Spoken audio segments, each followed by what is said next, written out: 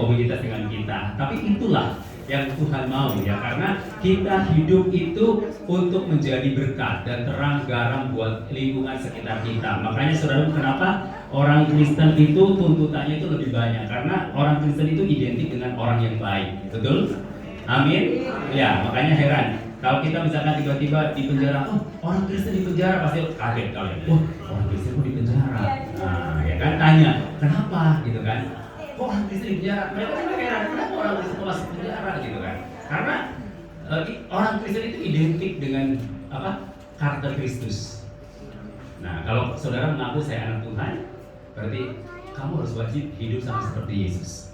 Memang berat saudaraku, berat sekali hidup menjadi sama seperti Yesus. Karena kekristenan itu ibaratnya adalah relationship, jadi bukan agama, ingat ya. Kristen itu bukan agama, itu relationship, hubungan kita dengan Tuhan.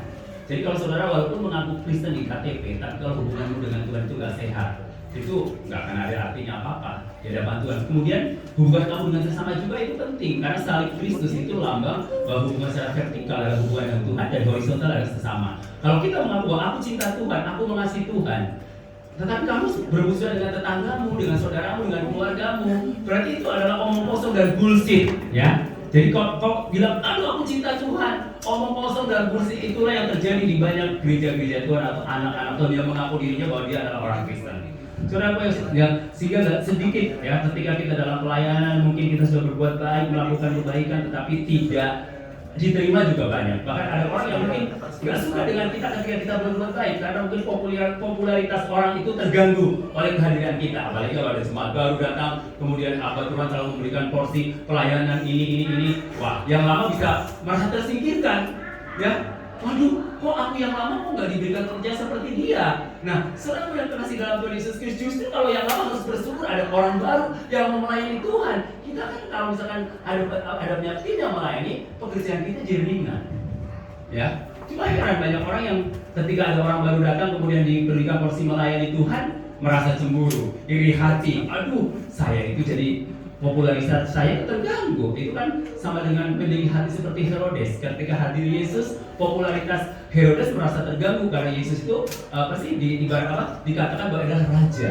Raja itu orang pesaing ketika mendengar kata raja, karena Herodes percaya bahwa di daerah dia, di daerah Romawi, di daerah yang kekuasaan dia, hanya dia raja satu-satunya, ya, yang dipuja-puja, yang diagungkan. Tetapi ketika mendengar ada berita bahwa ada seorang anak telah lahir dan kemudian dia adalah seorang raja, dia kaget. Karena apa?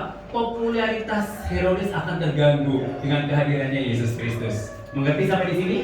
Ya. Kenapa? Karena motivasi di dalam pelayanan orang-orang Kristen itu bukan untuk Tuhan, tapi ingin dipuji, ingin disanjung, ingin dihargai, ingin dihormati, supaya orang semua kagum sama dia. Saudaraku yang terkasih, ketika motivasi pelayanan kita itu seperti itu, kamu hanya mendapatkan pujian dari manusia sebatas itu. Tetapi dari Tuhan itu nilainya nol sama sekali dan tidak berarti. Meskipun penampilanmu tidak sehebat pendeta-pendeta yang terkenal di dunia ini, tapi engkau berarti hadapan Tuhan. Apa sih sebenarnya arti melayani Tuhan? Banyak orang berpikir bahwa melayani Tuhan berarti saya harus berdiri di mimbar dan berkhotbah dengan semangat, atau mau musik yang keren, dengan harapan. Arti melayani itu sangat luas, saudaraku. Ketika engkau menyambut orang-orang yang mungkin hina, nggak dipandang, mungkin dengan penampilan lusuh, saudara sambut dengan baik. Atau ketika ada orang tua lansia yang mau naik tangga, saudara akan tuntun dan sampai ke tempat-tempat duduk. Dan itu adalah pelayanan, saudaraku. Upahnya sama nggak dengan saya berkhotbah di tempat ini? Upahnya sama, saudaraku. Karena jenis pelayanan Tuhan tidak pernah mengkotak-kotakan jenis pelayanan, saudaraku. Jangan sampai kita sudah melayani Tuhan, tetapi Tuhan itu nggak kenal kita. Mengerti sampai di sini? Yes, ya. Saudaraku, kita baru kali ini memperingati hari 100 tahun Gereja Gerakan Pentakosta, betul ya? Tahun 1923 lahirnya Pentakosta, Gereja Gerakan Pentakosta Pinksterbeweging, dan sekarang sudah 100 tahun, berarti 1 abad. Sekarang masih abad kedua, dan api Pentakosta diharapkan seluruh Gereja Gerakan Pentakosta di seluruh Indonesia, bahkan seluruh dunia itu akan terus menyala, ya. Api Pentakosta harus terus menyala. Api Pentakosta artinya api pencurahan Roh Kudus itu harus terus menyala, bukan hanya di Kisik, tetapi seluruh dunia, saudaraku. Dan ketika api Pentakosta itu menyala, maka kita anak-anak Tuhan memiliki roh yang menyala-nyala untuk melayani Tuhan. Ketika roh kita menyala-nyala untuk melayani Tuhan, kita nggak bisa dipadamkan oleh apapun, ya, oleh perkataan orang yang menyakitkan kita, oleh orang-orang yang tidak menghargai kita, oleh orang-orang yang menganggap rendah kita, dan pelayanan kita tidak akan pernah terpatahkan oleh hal-hal seperti itu.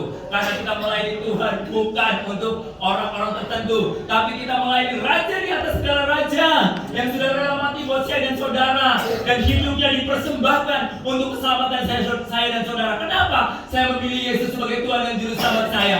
Karena Yesus itu adalah pribadi yang benar-benar menyerahkan nyawanya untuk saya dan saudara. Amin. Saudaraku, melayani Tuhan itu bukan kita membalas kebaikan Tuhan. Siapa yang di sini bisa membalas kebaikan Tuhan? Angkat tangan. Ada nggak? Tidak ada, saudaraku. Kita melayani Tuhan itu bukan membalas kesetiaan Tuhan, tapi kita melayani Tuhan itu adalah sebagai rasa syukur kita karena Yesus sudah mati buat saya dan saudara dan sudah mengangkat kita dari lubur dosa. Sebagai ucapan syukur kita memberikan pelayanan yang terbaik untuk sesama kita.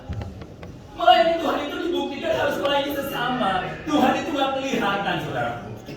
Kalau saudara berkata saya melayani Tuhan, tapi saudara tidak melayani sesama, berarti saudara itu nol banget. Karena yang kelihatan aja saudara, yang kelihatan aja saudara tidak layani. Apalagi yang tidak kelihatan. Makanya Tuhan kita itu nggak pernah bisa didustai. Saudara bisa bermuka dua kepada orang-orang sekeliling kita, tapi Tuhan cukup butuh muka satu, biar nggak kena segala macam penyakit, saudaraku. Semua katakan hari ini, saya mau bicara tentang apa setelah kita mengalami pencurahan Roh Kudus. Banyak kan gereja-gereja memperingati 10 hari pencurahan Roh Kudus. Ketika Roh Kudus lewat bingung, betul nggak? Wah sesat ini. Kayak orang-orang yang waktu itu melihat yang berdoa di loteng Yerusalem, ketika ada orang yang mendengar bahasa-bahasa yang asing, bahasa-bahasa yang aneh mungkin menurut telinga mereka berkata apa? Ini orang yang sedang mabuk oleh anggur. Masa siang bolong jam 9 mabuk oleh anggur? Orang mabuk biasanya malam hari atau siang hari? Nah, kalau di Manado malam hari atau siang hari? Sama malam kan, ya kan? Nggak mungkin. Kalau dugem siang atau malam? Malam. Kalau dugem nggak mungkin namanya. Kalau misalkan dugem nggak mungkin. Kalau dunia gemerang nggak mungkin dong siang, ya kan?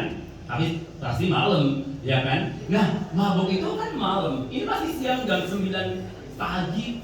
Mereka berdoa di lawat Tuhan. Orang-orang Galilea, orang-orang sekelilingnya melihat, aduh ini orang sinting kayaknya, orang gila, ini sesat gitu kan. Nah, saudara, banyak gereja seperti itu ketika kita memperingati 10 hari. Nah, pas hari ke-10 terjadi pencurahan dan Tuhan lawat jemaat Tuhan dan mengeluarkan bahasa-bahasa yang aneh yang kita nggak pernah dengar. Saudara bingung, wah ini jangan-jangan sesat. Nah, itu saudara seperti orang-orang Yahudi yang belum kenal Tuhan, orang-orang yang di luar sana. Nah, saudara semua katakan hari ini, apa yang kita harus kerjakan setelah Pentakosta? Mari kita buka Alkitab kita di dalam Kisah Para Rasul 3 ayat 1 sampai dengan ayat yang 10 ya. Oke. Yang sudah mendapatkannya, kita baca secara bergantian ya. Saya ayat pertama, saudara ayat yang kedua sampai ayat 10 kita pakai dari semua. Kita dengan perkataan tegas tentang kebenaran firman Tuhan. Ya. Kisah Para Rasul 3 ayat 1 sampai dengan ayat 10. Petrus menyembuhkan orang lumpuh. Pada suatu hari menjelang waktu sembahyang, yaitu pukul 3 petang, naiklah Petrus dan Yohanes ke bait Allah. Ayat 2, 3. Di situ ada seorang laki-laki yang lumpuh sejak lahirnya, sehingga dia harus diusung. Tiap-tiap hari orang itu datang ke pintu bait Allah yang bernama Yang Mulia untuk meminta sedekah kepada orang yang masuk ke bait Allah. Ketika orang itu melihat bahwa Petrus dan Yohanes hendak masuk ke bait Allah, ia meminta sedekah. Mereka menatap dia dan Petrus berkata, "Tidaklah kepada kami." Lalu orang itu menatap mereka dengan harapan akan mendapat sesuatu dari mereka. Tetapi Petrus berkata, "Emas dan perak tidak ada padaku, tetapi apa yang punya yang kuberikan kepadamu. Demi nama Yesus Kristus orang Nazaret itu, berjalanlah." Lalu ia memegang tangan kanan orang itu dan membantu dia berdiri. Seketika itu juga kuatlah kaki dan mata kaki orang itu. Ia membiarkan berdiri berjalan dia kemari dan mengikuti mereka ke dalam bait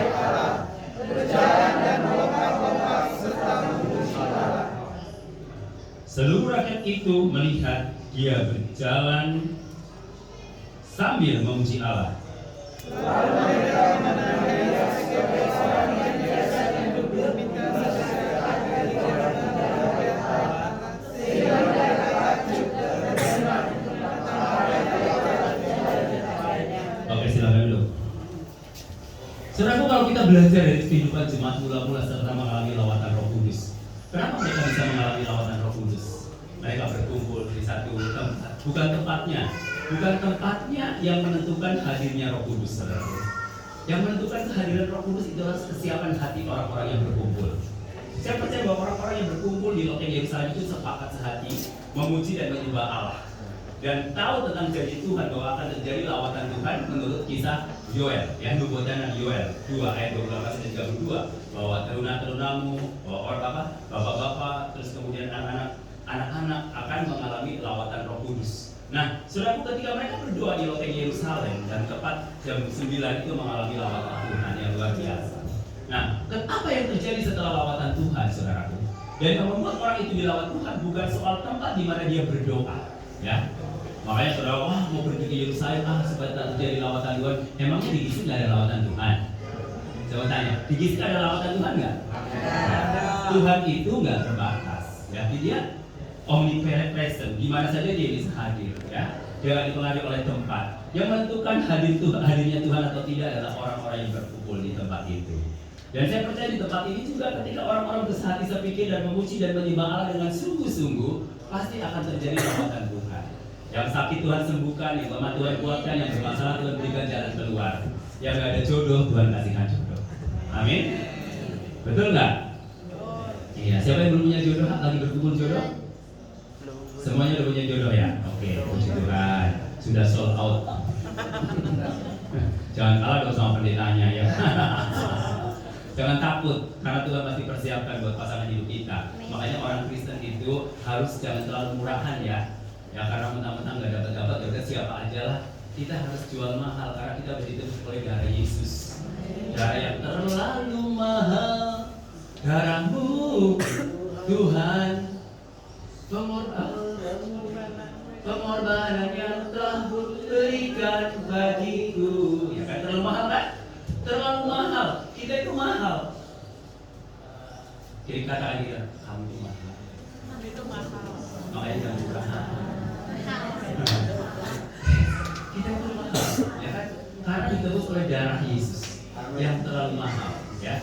Ingat, kita tadinya digandengkan oleh kuasa kegelapan, menjadi budak dosa, menjadi hamba dosa. Ketika Yesus datang menyalibkan dirinya, taat sampai mati di atas salib dan bangkit dari antara orang mati, kemudian kita ditebus, ya kan, dari pegadaian, sehingga kita itu menjadi orang yang merdeka, bebas merdeka, ya, menikmati kemerdekaan itu. Nah, saudara, apa yang kita harus kerjakan setelah mengalami lawatan Roh Kudus? Dan jemaat mula-mula setelah mengalami lawatan Roh Kudus, tidak tinggal diam, ya, nggak terus berdoa terus, enggak, saudaraku. Jangan nyanyinya tadi. Ku ingin tetap di sini, nggak pergi-pergi dong, ya kan? Menikmati baitmu. Kapan perginya? Ya kan, kalau terus pengen, kan banyak orang Kristen paginya zona nyaman di sini terus. Ku ingin tetap di sini. Mengerti nggak sampai sini? Maunya zona nyaman, doa itu betul, doa itu penting sekali. Tapi jangan lupa kita harus pergi.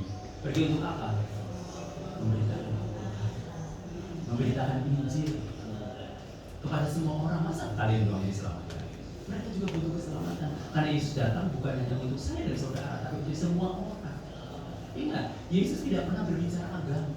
Yesus berbicara apa? Kasih. Yesus bicara kasih. Agama itu yang membuat kita terkotak-kotak, besar-besar. Ya, makanya kita hadir sebagai anak Tuhan. Nggak usah artinya memberitakan agama, tapi memberitakan kasih Tuhan.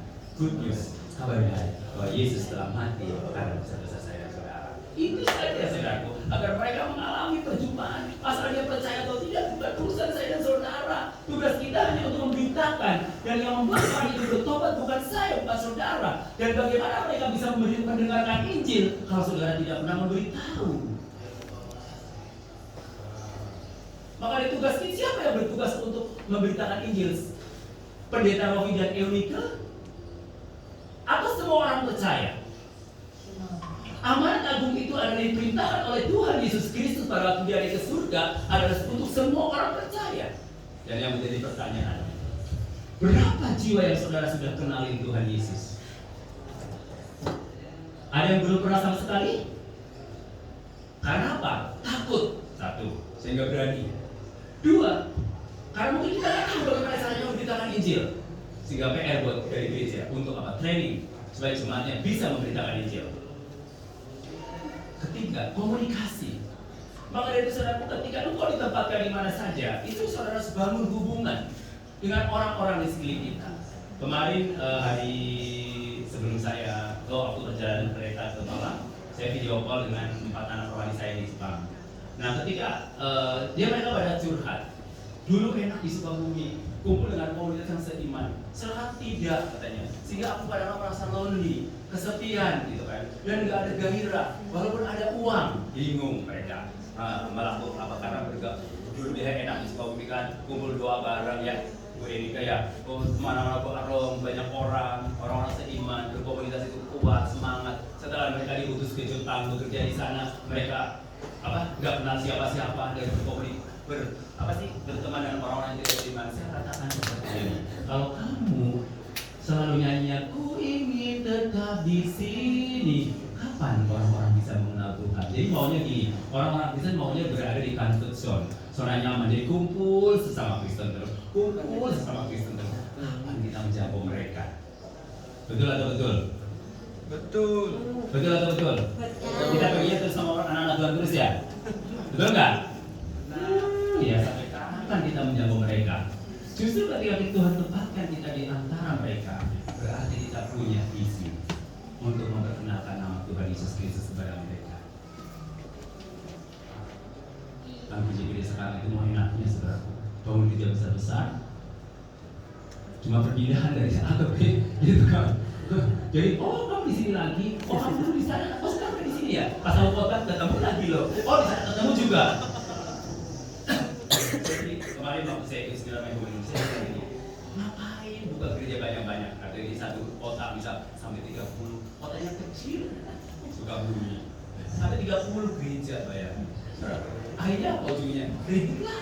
Pindah ke sana, pindah ke sini. Sakit hati di sini, pindah ke sini. Transmigrasi, ya kan? Di sini sakit hati lagi, migrasi lagi, ya kan? Sampai jadi di sini bertumbuh, di sini kurang, ya kan? Kenapa saudara? Karena misinya nggak ada, gitu loh. Misinya nggak ada, gitu kan? Jadi kita harus punya misi. Apa visi kita yang Tuhan taruh? Jangan hanya sekedar buka gereja. Kan ketika buka gereja, keren katanya. Jadi gembala, walaupun cuma satu, gitu loh. Kedua, yang penting gembala, gitu seperti itu kan. Nah, saudara yang dikasih dalam Tuhan Yesus, makanya kita harus benar-benar ketika melayani Tuhan harus passion, ya. Kita melakukan sesuai dengan passion kita. Nggak dipaksa. Kemarin ngobrol-ngobrol di jalan sama teman-teman ini, Pak Robi dan Benito. Jadi kita bertiga katanya udah tidak lengkap nih katanya.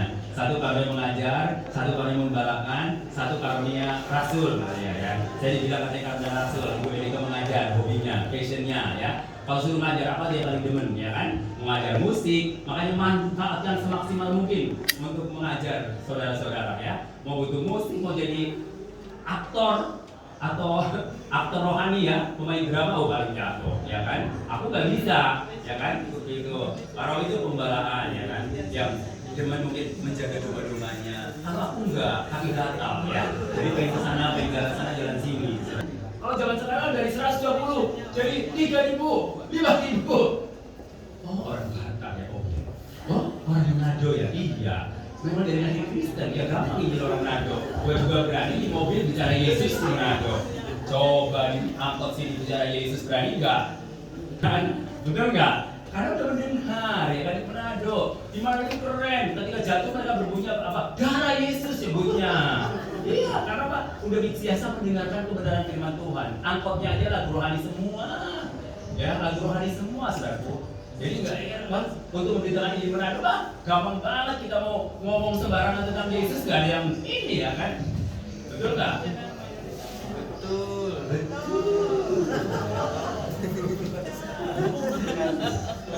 Kan menabur yang sudah ditabur orang itu yang mudah, ya kan? Itu yang mudah. Tapi tugas kita adalah menabur. Makanya orang-orang Manado yang sudah ke Jawa, yang ke Jawa harus benar-benar berdamai untuk orang-orang di sekelilingnya. Jangan kerja lah ya. Pulang-pulang sudah jadi berbeda namanya gitu kan. Justru kita harus memenangkan orang-orang sekeliling kita. Amin. Nah, terus lakukan itu. Yohanes lakukan itu. Apa yang terjadi? Tanda-tanda asing menyertai mereka. Dan atas satu persatu ketika dia jalan di sana menuju ke gerbang indah ya, gerbang indah bait Allah. Nah, saudaraku dia ada biasa ada pengemis ya, yang lumpuh sejak lahir. Ternyata dia itu sejak lahir diangkat, ditaruh di situ untuk apa? Untuk minta sedekah, ya, minta sedekah Jawa ya, dimintain duit, ya kan? Kalau bahasa Jawanya nyuwun paring, ya kan? Serelanya nyuwun sewu, maksudnya minta 1.000, gitu loh. Nyuwun sewu, ya, nyuwun 2.000, gitu, 2.000, gitu kan? Nah, saudaraku, orang yang lumpuh, dia kebutuhannya apa? Uang, ya kan? Kebutuhannya uang, karena visinya adalah dia seorang menjadi pengemis. Nah kan banyak di Sukabumi juga dulu saya pernah ambil orang lumpuh, saya masukin ke rumah sakit supaya diperbaiki atau kakinya karena lupa gitu kan. Nah pada waktu saya ambil ini orang pengemis ini, dicarilah sama ini pemimpin pengemis. Kemana di sumber pendapatan saya? Kok menghilang ya kan? Oh dicari-cari gak tahu ternyata di rumah sakit. Dia angkat lagi, ya, dia taruh di situ supaya jadi rupanya ada koordinator pengemis. Jadi digunakan orang yang lumpuh taruh di situ, nanti hasil uangnya diambil sama dia. Kurang ajar nggak? Aduh, ya baru nolong dia, malah dia dijadikan sumber mata pencaharian untuk. Nah, saya ambil ngamuk-ngamuk itu orang-orang. Siapa yang bawa ke sini katanya? Terus nanti saya mau bawa ke hukum. Saya bilangin aja suruh telepon saya mau hadapi itu orang. Atau dia yang dihukum, yang sudah menjual nenek-nenek yang sudah tua untuk dijadikan apa sumber penghasilan melalui karena lukanya, karena cacatnya. Nah itu banyak dilakukan di Indonesia. Kalau sekarang lihat di lampu merah ada juga yang pura-pura cacat, ya kan? Begitu saudara pergi, udahnya berbanyak di depan lampu loncat, ya kan? Nah sedikit pengemis yang lebih kaya dari kita, ya kan? Kalau saudara lihat di viral-viral itu ya nggak sedikit. Kenapa? Sebenarnya itu orang malas, ya karena malas. Kalau yang cacat beneran ya oke lah kita ya nolong mereka. Tapi kalau yang masih sehat masih segar itu karena malas aja. Nah ini mendapatkan sesuatu yang mudah. Nah saudara yang kasih dalam Petrus ketika lewat menuju ke gerbang bait Allah ada seorang lumpuh yang sejak lahir. Alkitab berkata lumpuh sejak lahir, ya. Lumpuh sejak lahir dan dia setiap hari berada di depan gerbang bait Allah untuk meminta sedekah kepada orang yang lewat. Nah, saudara ketika Petrus dan Yohanes datang lewat, nah harapan orang ini, pengemis ini yang lumpuh ini apa? Uang atau kesembuhan dari lumpuhnya? Hah? Uang, saudaraku. Dia nggak ngerti kalau Petrus itu punya Yesus yang bisa menyembuhkan. Dia nggak ngerti sama sekali. Sehingga dia nggak buta, nggak berpikir bahwa dia bisa sembuh, enggak, saudara. Karena udah lumpuh sejak lahir. Jadi dalam benak pikirannya nggak mungkin akan sembuh karena udah lumpuh sejak lahir. Maka dari itu paradigma dia, pola pikir dia, mindset dia udah bahwa dia adalah pengemis yang nggak bisa apa-apa, cukup meminta-minta sedekah. Nah, saudara ketika dia melihat Petrus dan Yohanes, dia nggak berpikir bahwa Yohanes itu orang yang punya karunia. Dia nggak berpikir bahwa dia adalah anak Tuhan Yesus juga, saudara. Nggak kenal dia. Nah, ketika Yohanes sama Petrus lewat, dia minta uang bukan minta kesembuhan. Ya, tapi saudara yang dikasih dalam Tuhan, apa yang terjadi ketika Petrus dan Yohanes melihat? Dia bilang, emas dan perak itu tidak ada padaku. Tetapi yang ada padaku adalah dalam nama Yesus kamu orang lumpuh berdiri dan berjalanlah. Dan apa yang terjadi saudara? Orang lumpuh itu bangkit dan berjalan. Kenapa dia bisa begitu? Padahal sebenarnya orang lumpuh punya iman nggak waktu itu? Punya iman nggak? Hah? Kalau menurut aku sih enggak sih. Karena dia nggak, karena baru apa? Dia itu nggak berharap sembuh kan? Maunya uang dan uang. Tapi kuasa Yesus sanggup mengubah orang yang tadinya tidak punya apa-apa menjadi punya. Tadinya sakit sejak lahir menjadi sembuh. Tuhan bisa mengubah dan menggalikan keadaan dari yang tidak berdaya menjadi berdaya. Meskipun tadinya mungkin orang itu sama sekali tidak kenal Tuhan Yesus, tetapi karena ada seorang hamba Tuhan atau dua orang hamba Tuhan yang punya power of Holy Spirit atau kuasa Roh Kudus yang melingkupi dia, dan Alkitab berkata bahwa tanda-tanda ajaib menyertai dia, dan dia berkata di dalam nama Yesus Kristus orang lumpuh berdiri dan berjalanlah. Dan itu terjadi kenapa? Karena ada kuasa yang menyertai kita. Dan sebenarnya harapan daripada api Pentakosta 100 tahun ini supaya hamba-hamba Tuhan, jemaat Tuhan diperlengkapi dengan karunia-karunia Roh Kudus, sehingga ketika kita diperlengkapi dengan karunia Roh Kudus, maka tanda-tanda ajaib akan menyertai dalam pelayanan kita. Karena yang dibutuhkan orang-orang di sekeliling kita adalah apa, saudaraku? Tanda-tanda ajaib. Sehingga mudah sekali ketika kita punya karunia atau tanda-tanda ajaib, dan orang itu akan terkagum-kagum dan tercengang-cengang, dan jembatan mudah sekali ketika orang itu sudah mengalami mujizat. Pasti untuk percaya Yesus itu sangat mudah. Betul nggak? Amin. Ada banyak orang-orang yang disembuhkan dari sakit dan akhirnya dia terbuka dan menerima Kristus sebagai Tuhan dan Juru Selamat pribadi. Dan saudaraku, orang lumpuh ini ketika dia berjalan, dia berdiri, berjalan dan melompat kegirangan. Apa yang dia lakukan? Dia sudah lupa bahwa dirinya tadinya lumpuh, dan dia sudah lupa bahwa sebenarnya yang diharapkan oleh dari Petrus dan Yohanes adalah uang. Dia sudah lupa, saudaraku. Akhirnya pola pikir dia, mindset dia saat itu diubahkan oleh Tuhan, dan dia menjadi pribadi yang benar-benar memuji dan menyembah Allah. Mungkin kebiasaan dia juga, dia tahu tentang Yahudi, mungkin agamanya Yahudi, ya, karena memang orang Israel agamanya orang Yahudi, ya kan, agama Yahudi. Tapi dia tidak kenal Yesus Mesias, karena orang Israel juga sampai hari ini pun dia menolak Mesias. Mengerti sampai di sini?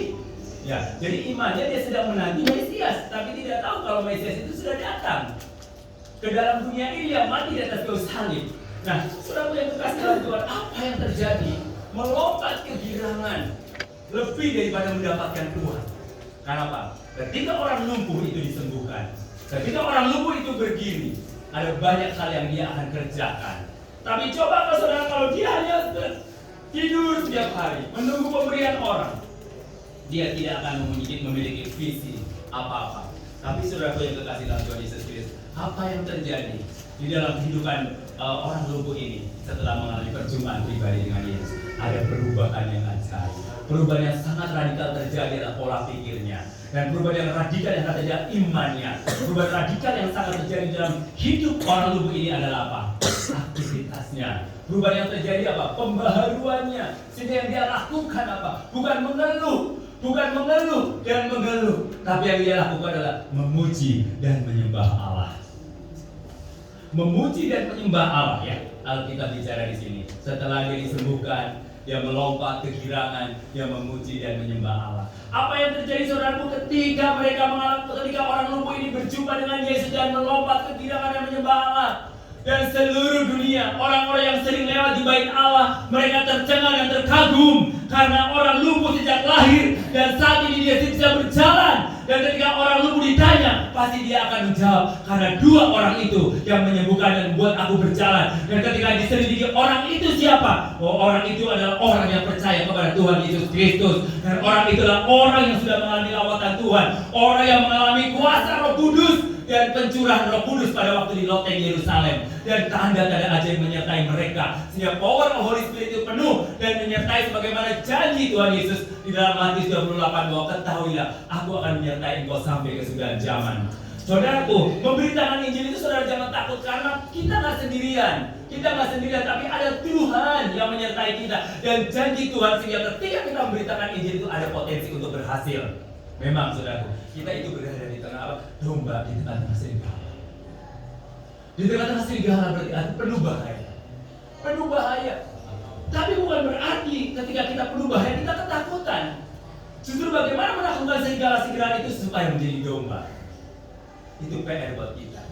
Lebih baik serigala berbulu domba atau domba berbulu serigala? Halo? Domba berbulu serigala. Domba berbulu serigala. Ya. Jadi kalau nggak serigala lebih baik ya.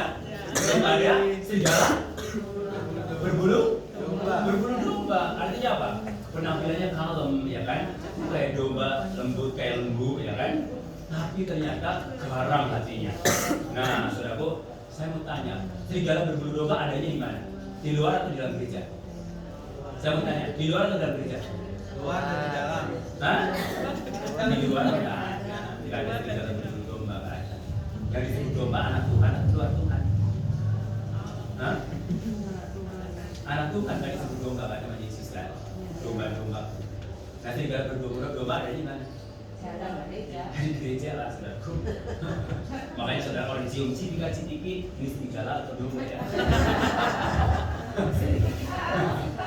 Covid nggak boleh ya, kecuali suami istri ya. Berarti suami istri nggak boleh ciuman ya, karena masih Covid. Oke. Nah, saudaraku, serigala berbulu domba, lebih baik ya, domba berbulu serigala, ya kan? Dia domba, anak Tuhan, tapi tegas, disiplin, penuh integritas. Galak kelihatannya, tapi baik, murah hati, ya. Tapi kalau serigala berbulu bahaya banget nih. Ternyata bagi kita berpelukan, aduh kamu thank you bro, luar biasa kamu. Nggak tahu yang di belakang ngomongin satu, sakitnya di mana? Enggak? Ya kan kita, aduh orang yang dekat sama saya terjalan nusuk dari belakang, aduh Tuhan Yesus tolonglah, gitu kan?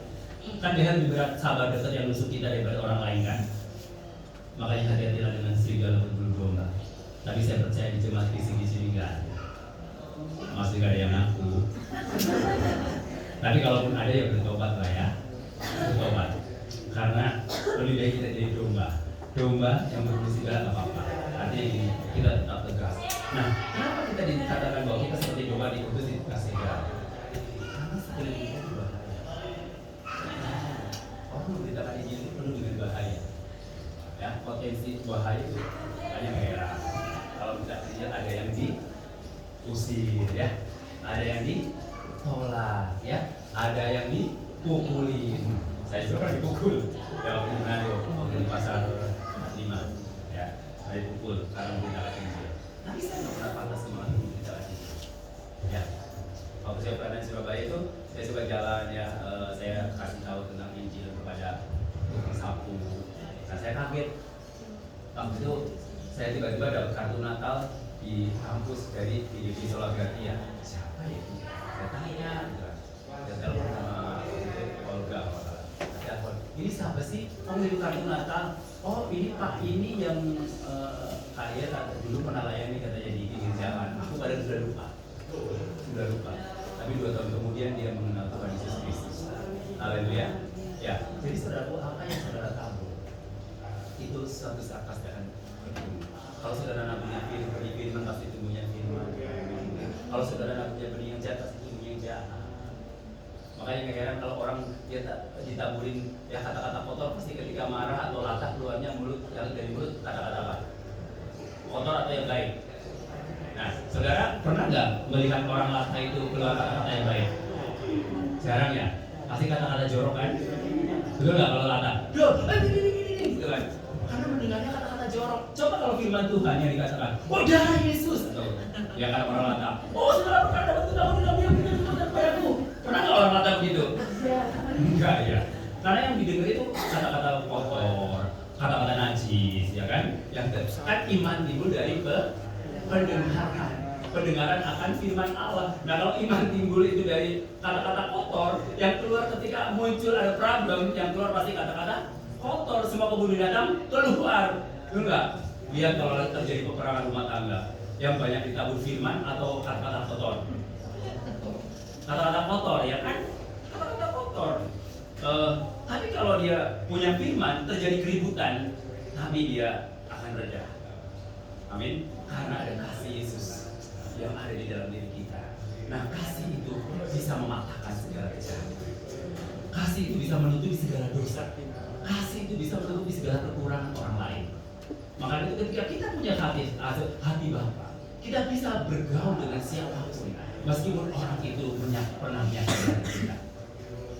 Kan kita biasanya pengen enaknya ya, kan mau bergaul ya dengan orang yang baik sama kita doang, yang nggak baik, singkirin aja. Kan? Nah justru saudara, ketika kita ada orang-orang yang nggak baik sama kita, Yesus, kalau kita berkata begini, ketika kita di taman perikanan, diberikan apa? Siapa tanya? Benar apa benar nih? Saya mau tanya, kalau kamu ditampar pipi kanannya dia apa? Diberikan pipi kiri? Siapa? Kalian ditampar pipi kanan. Tonjok lagi ya, orang tonjok lagi. Ini pelungku, ya kan? Pelungku ini, ya kan? Nah, orang Kristen itu adalah orang yang elehan. Tahu nggak elehan? Ngalah, tahu nggak ngalah? Iya, masa. Makanya disebut kamu itu orang Kristen abnormal. Berarti nggak abnormal? Ya, kita itu orang abnormal. Kenapa dikatakan orang abnormal? Masa percaya Yesus terus dapat pengampunan masuk surga? Kan orang udah bingung kan? Enak banget, ya kan? Kenapa? Kalau enak, kenapa kamu belum percaya Yesus? Itu IGR, itu sendiri lalu, gitu kan? Iya kan? Enak tapi kenapa nggak mau percaya? Karena kasih anugerah, ya, bukan murahan. Kasih anugerah, sesuatu yang dari Tuhan yang nggak layak untuk kita, tapi kita jadi layak karena Yesus sudah tanggung semuanya di atas dari salib. Terus yang berikutnya, ya, ketika orang-orang mengalami masalah, ya, kan otomatis dia terluka dengan orang itu. Misalkan orang ada penyakit, orang Kristen elehan, disuruh apa? Doakan musuh kita, berkati musuh kita. Kira-kira bisa nggak? Bisa nggak? Hah? Murid? Nah, kalau nggak bisa, ngapain kalian ke gereja sini?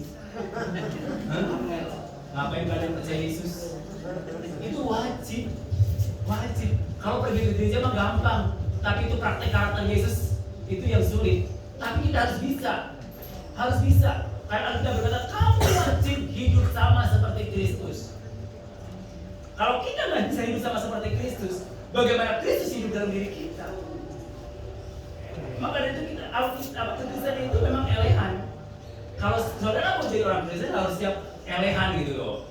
Jadi ketika ada orang berbuat jahat, kita malah ampuni, ya kan?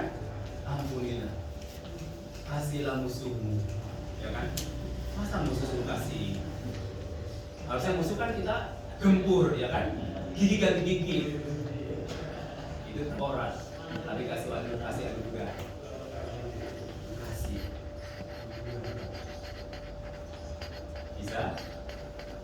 Bisa nggak? Kok ada gini? Nah, ini banyak pengalaman pribadi. Bisa nggak mengampuni musuh? Bisa. Oh, kita tangan dong buat spesial kali ya. Haleluya, luar biasa. Kalau nggak bisa, jangan jadi orang Kristen, ya. Sudah minoritas, terus nggak ngelakuin firman buat apa? Ya, udah rugi double. Ya kan, kalau orang yang ngelakuin firman, harus bisa ngapain? Cuma KTP doang, ya kan? Udah dibenci, nggak ngelakuin firman lagi, ruginya double. Maka dari itu sebagai anak Tuhan kita harus siap untuk apa? Untuk elehan. Artinya elehan itu kita memberkati musuh kita, orang yang melukai kita ampuni, ya kan? Orang yang musuhi kita justru kita dekati. Kebalik ya, kalau dunia kan ketika kita ditampar pipi kiri kita tonjok, ya kan? Kalau kasih kan enggak, tampar pipi kiri, monggo.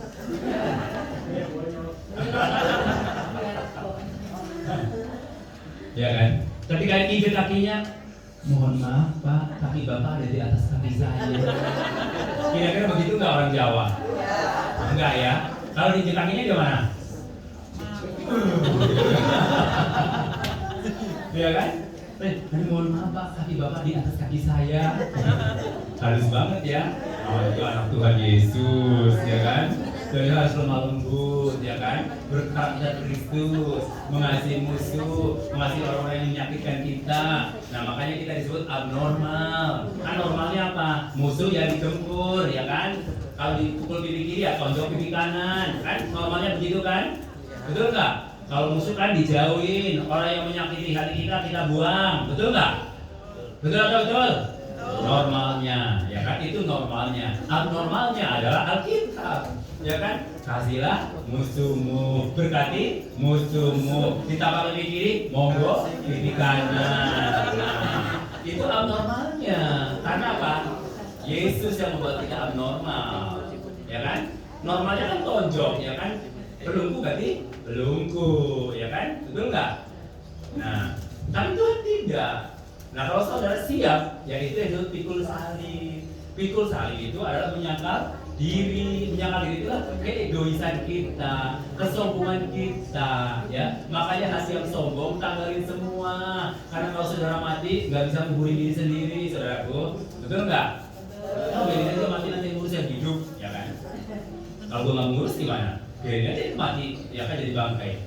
Nah, tanggalkan semua keegoisan kita, keangkuhan kita. Alkitab berkata, Anda pun hidup ini bukan aku lagi, mereka Kristus yang hidup di dalam. Kalau Kristus yang hidup di dalam kita, yang menggerakkan kita adalah Kristus yang hidup, bukan pikiran kita, bukan ego kita. Karena ego kita sudah ditanggalkan semua di atas kayu salib. Mari belajar semuanya seperti itu.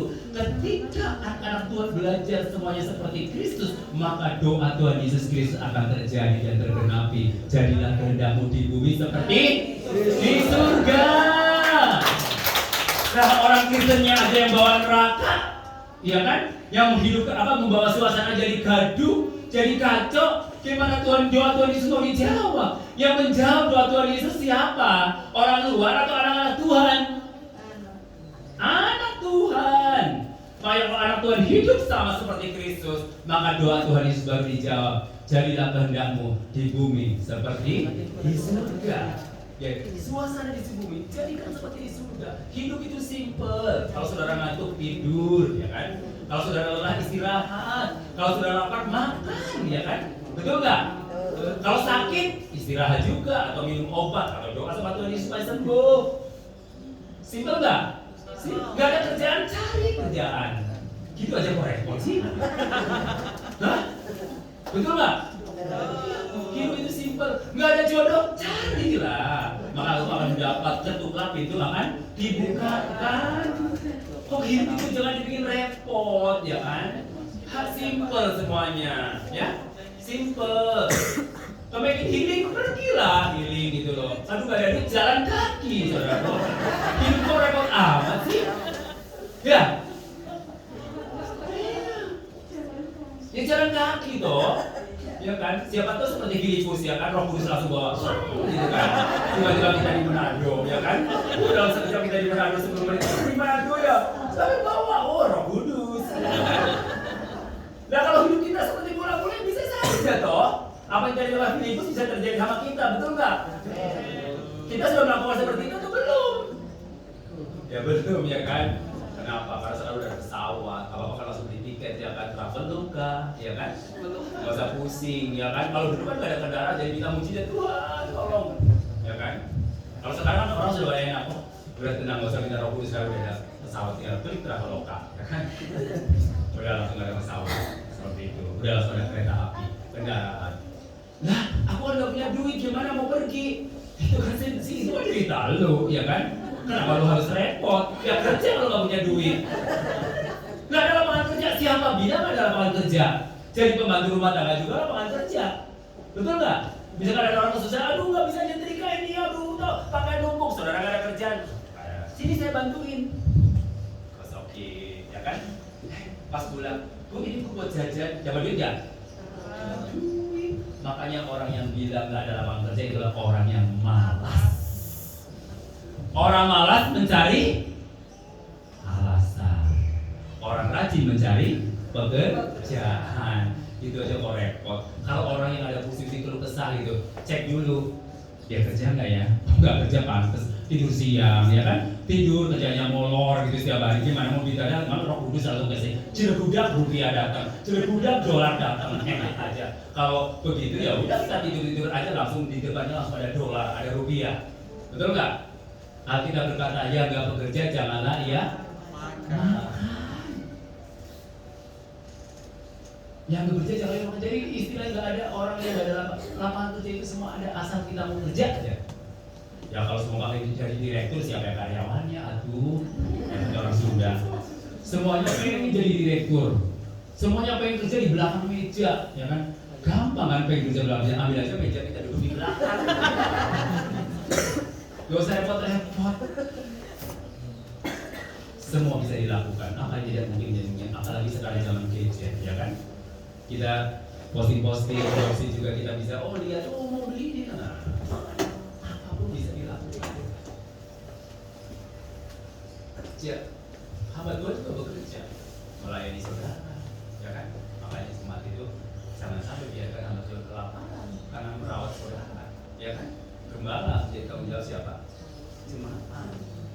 Ya kan gembalanya nggak punya itu, punya tambang di sini. Oh ada besar ya, punya. Ya kan? Tambangnya adalah saudara-saudara semua, ya kan? Pekerjaan Tuhan bisa jalan karena ada orang-orang Islam. Amin. Kita bersyukur karena gereja ini berdiri di tempat ini. Itu bukan sesuatu yang mudah, coba. Tapi karena Roh Kudus ada. Luar biasa. Dulu saya datang sini hanya 2 keluarga. Pak Sati, Bu Satimo, sama itu Mama Febri ya. Mama Febri, tapi nggak tahu sekarang keluarga yang satu masih ada nggak? Nggak ada, tinggal Bu Satimo. Semua bulan-bulan. Ya kan? Tapi luar biasa. Sampai hari ini ada teman-teman mayoritas kita bercahaya di tengah-tengah dunia. Obatkan api Pentakosta. Cuma api Pentakosta terus menyala. Begitu datang ke rumah ada masalah. Lalu kembali. Waktu di gereja sih nyala karena kumpulnya orang-orang gereja. Begitu pulang aduh stres karena kumpulnya nggak orang seiman. Jangan jadi alasan. Tuhan bisa mengubah keadaan yang tidak mungkin jadi mungkin. Justru kita jadikan suasana di bumi seperti surga. Engkau hadir dimanapun, di orang-orang yang belum kenal Tuhan, kita jadikan suasananya seperti di surga. Sehingga anak-anak Tuhan diharapkan kehadiran. Haleluya. Siap melakukan mujizat? Siap mengalami lawatan Roh Kudus? Oke, Tuhan sanggup menolongmu. Haleluya. Tuhan Yesus memberkati. Mari kita nyanyikan sama-sama, Tuhan selalu menolong.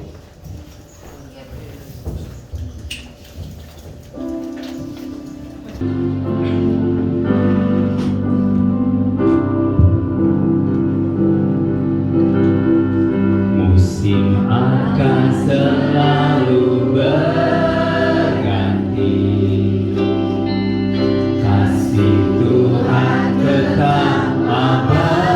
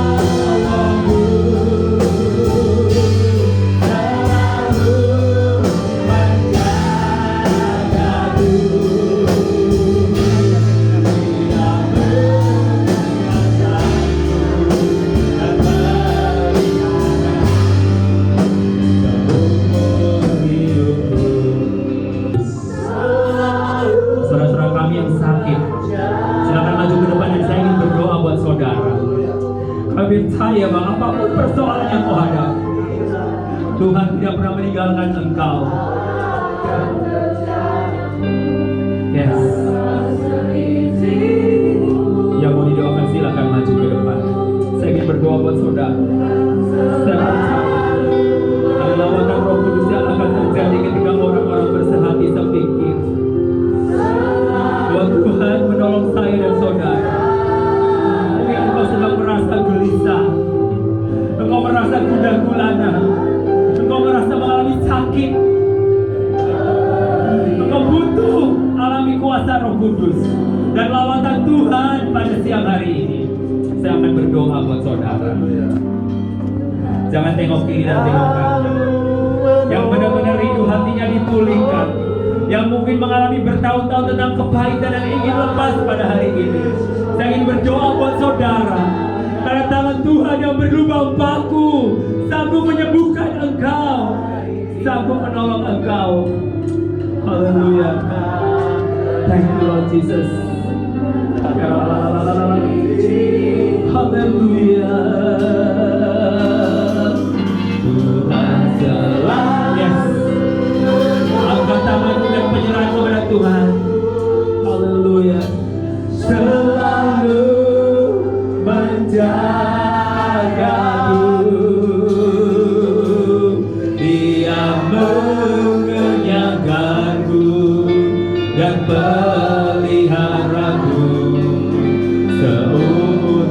Sama-sama katakan bahwa Tuhan selalu menolongku. Yes. Mungkin ada lagi yang mau mendoakan pada hari ini. Silakan sebelum waktunya terlambat. Tuhan melawat saudara. Haleluya, Jesus. Dia mengenyangkanku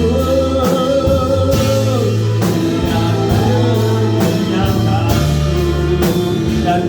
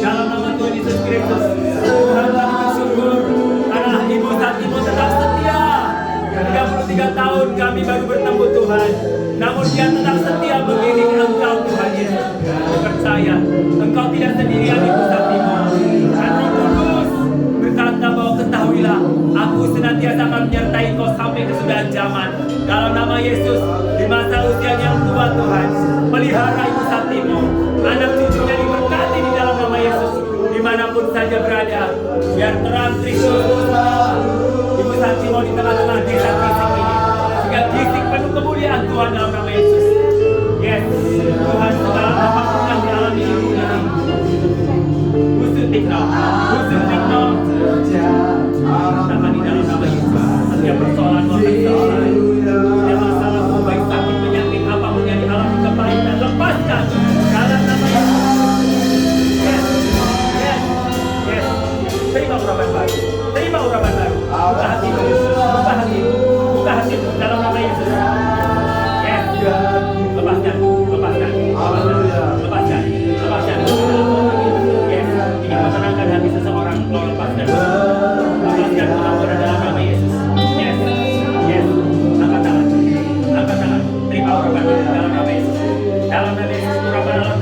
mengikuti